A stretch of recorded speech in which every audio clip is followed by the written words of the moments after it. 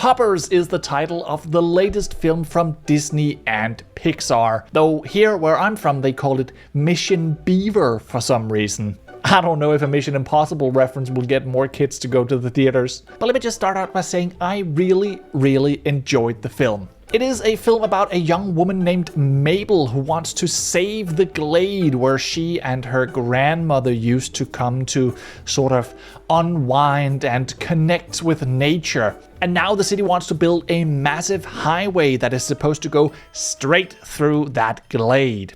Come to think of it, it's basically the exact opposite of Cars. In that film, the highway was built around Radiator Springs. But Mabel tries everything to save this glade. She protests, she collects signatures, but none of it has any impact. Eventually, though, she stumbles upon an experiment that one of her university professors is doing, where they are able to put the mind of a person inside a lifelike animal robot. An avatar, you might even call it. This is nothing like Avatar! Now, while that concept does sound a lot like what they do in Avatar, the movies are completely different. Hoppers feels nothing like Avatar. But Mabel gets into this beaver avatar and tries to convince the animals to fight back against the humans and take back the glade and save it from being demolished. Along the way, she makes a bunch of new colorful animal friends, and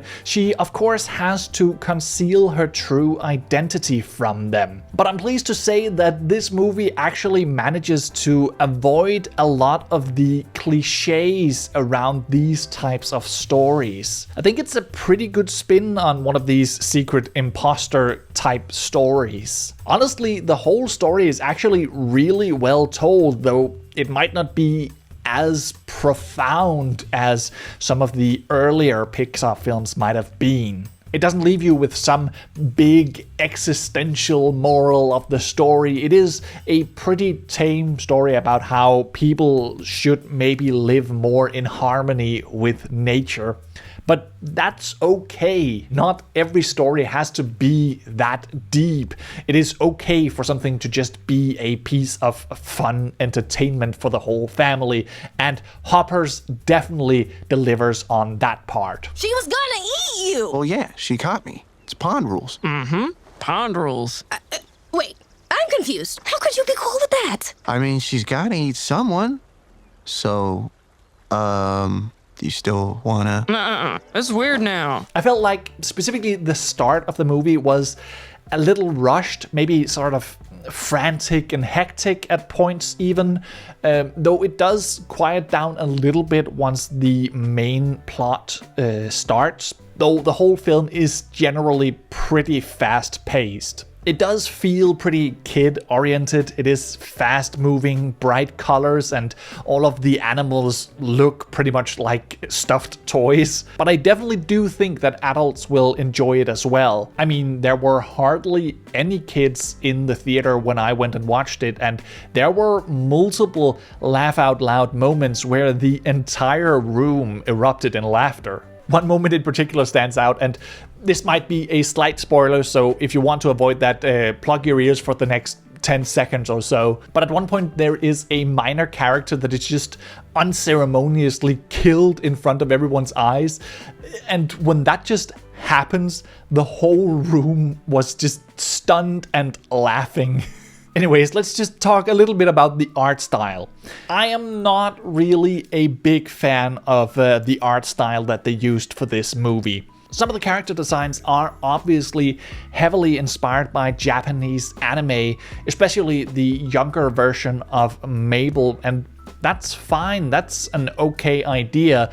They did the same thing with K-pop Demon Hunters, and that looked amazing. But it's just that this movie looks simpler and cheaper than a lot of other Pixar and Disney films. I mean, compared to something like Zootopia 2, which also came out relatively recently and also featured animal characters, it's just very clear that the level of detail in both the characters and the environments is a lot lower in Hoppers. And I mean, that's fine, not every movie can cost the same. It's just very clear that all of Pixar's money went into Toy Story 5, and this movie just didn't have the same budget. Sometimes those smaller budgets can be a blessing in disguise, and the restrictions make you hone in on what is essential and necessary for the story, and you don't have all of this fluff. But to me, this just wasn't